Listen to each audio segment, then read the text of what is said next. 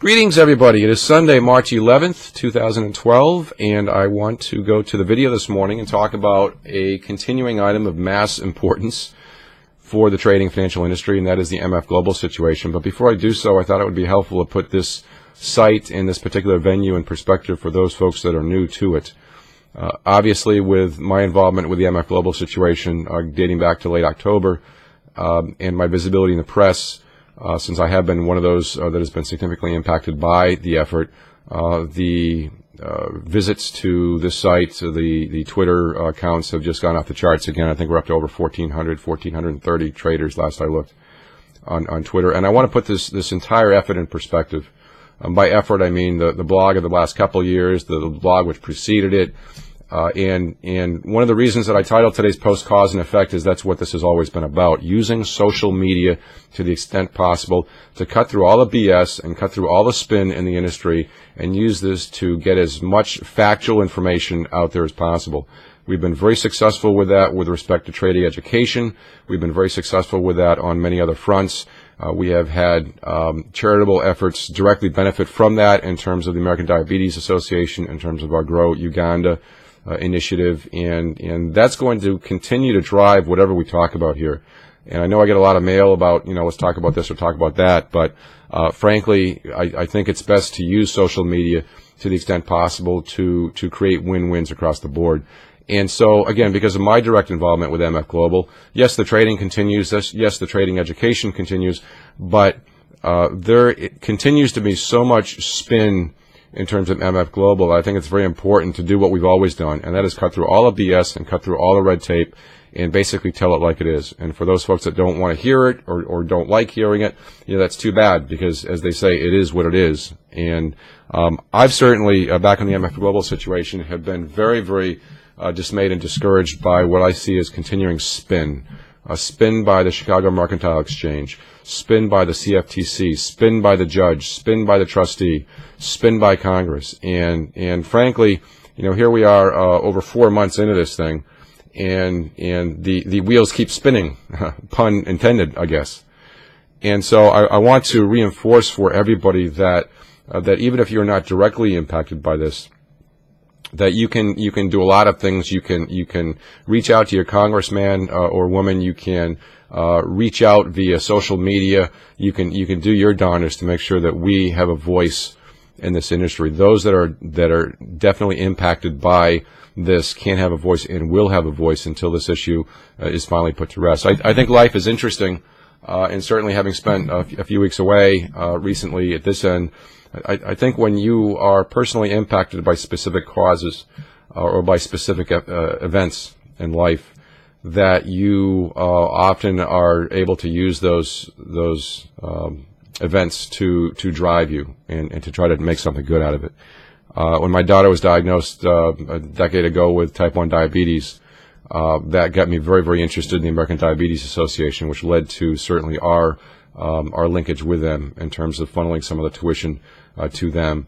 My personal involvement with the Grow Uganda effort, similar. My deep involvement as a trader to try to cut through all the smoke and mirrors out there in the industry and to teach based on reality was very, very important. And obviously in the case of MF Global, yes, I have been significantly impacted. There was a list of the top 50 individuals released, or at least there was an article about this released over the weekend, and yes, I am in that list. So it is something that has impacted me, but I think there are two things you can do in life when you're personally impacted. One is you can cower and hide in a corner, or two, you can take a stand. And that's what I've done, and that's what I'm going to continue to do.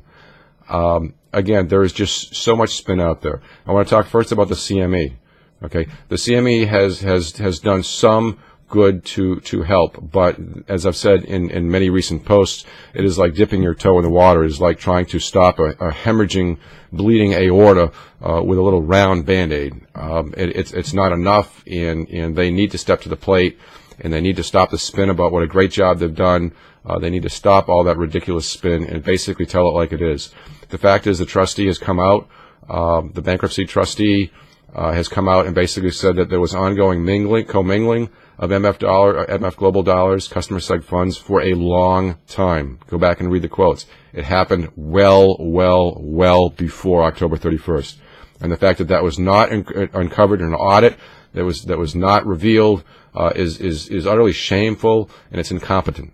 And there's just no other ways about it. And people can spin anything the way they want to spin it. You know, facts are facts. I used to be an auditor in the past, and I know for a fact that you can uncover things like that. Very simple audit techniques. Okay, that was not done. So any spin that's coming out of there in terms of the great job that they're doing, or the fact that they, you know, because they were handed a report that was wrong, is a bunch of bullshit. Okay, the CFTC obviously making the tremendously incorrect decision to go the SIPC route instead of the route that would protect all commodity customers, as should be the case, was a huge error.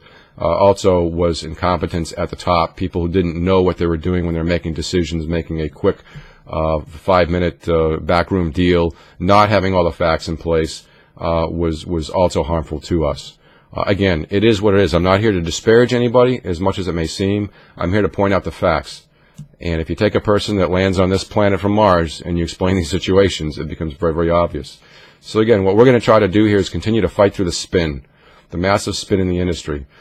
Yes, there's fault to go around everywhere. There's certainly the fault at MF Global, but there is as much culpability at the CME and at the CFTC than there is at MF Global, at JP Morgan, and those things. So while the initiatives continue on the MF Global and the JP Morgan fronts and with the bankruptcy trustee, I am going to continue to do my best to rally the industry, to fight for what has to be fought for, and to cut through all this spin. It has been over 4 months. Okay. Yes, life will go on. Nobody has died because of this effort, but there continue to be significant impacts, adverse impacts to farmers, ranchers, small business traders, and the like, who are still awaiting return of 28% of their capital. And it has gone on far too long. The fact that interviews now are just going on, or haven't even yet gone on, with this Edith O'Brien, in terms of the person who knows all the information, 4 months into a stinking inquiry, is one of the greatest injustices. You know, we had to go through thousands and thousands and thousands and thousands of transactions to finally get to where we should have been 4 months ago, which is who was pushing those buttons in the last day of the bankruptcy. And that interview hasn't hasn't occurred yet because of whether it be immunity request or whatever. It's just an injustice. And again, what we're going to continue to do is we're going to continue to fight for what's right in this industry and what's right in the trading community. And if that means we ruffle some feathers, if that means, excuse the expression, we piss some people off, then fine, that's what we're going to do. But we're going to continue to use social media, and we're going to continue to make a stand, and we're going to stop the spin that's going on the public cable channels, by the CME, by the CFTC, and by every other entity that wants to point fingers at somebody else and say what a great job they're doing. That's only happening because they're trying to protect their interests. Okay, I'm a trader that's been significantly impacted by this. There are thousands and thousands and thousands of other traders and small business owners that have also been impacted by this. And as we have done in the past, we are going to continue to fight, and we're going to continue to make a voice heard through Congress, through social media. And I certainly encourage you to do the same. All right, there's certainly a way to do this politically correct, and there's a way to just lay it all out there. And I've always been a guy to lay it out there. Okay, I do not believe in smoke and mirrors. I do not believe in cherry picking. I do not believe, if you go through the history of these blogs, even in the trading education world, I don't cherry pick. I don't say, okay, look how good this is, and sweep the other stuff under the rug. I'm very, very open with the fact of my mistakes, right? Because it is what it is, and people have to see that part of the business. The CME needs to stand up, to step to the plate, and complete filling the gap. The CFTC needs to support that effort, and we will continue forward. If that is done, this industry can get fixed like that.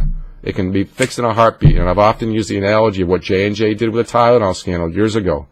But people are so concerned about short-term interests and short-term impacts and not seeing the big picture that until that's done, we're going to fail as an industry. And as someone who has stood up for this industry for the last 15 years or so, I'm going to continue to do that. And I'm going to continue to fight for an industry that I'm proud of, an industry that supports the small business person and the small business trader. And we're going to continue to fight until we get every single penny of our money back. All right? That's what we're going to do, folks. All right? And I continue to implore the CME and the CFTC to get on board to support us. All right? Thank you for all of your support. We're going to continue this fight, and we're going to continue to fight for what is real and do our best to make sure that justice is served. And it will be served, because people like me will not rest until it is. So, folks, let's cut through all the spin, okay? You've got people that are still hurt out there. Let's fix that. Let's heal that. Let's move on from this point and rebuild the industry. Thank you.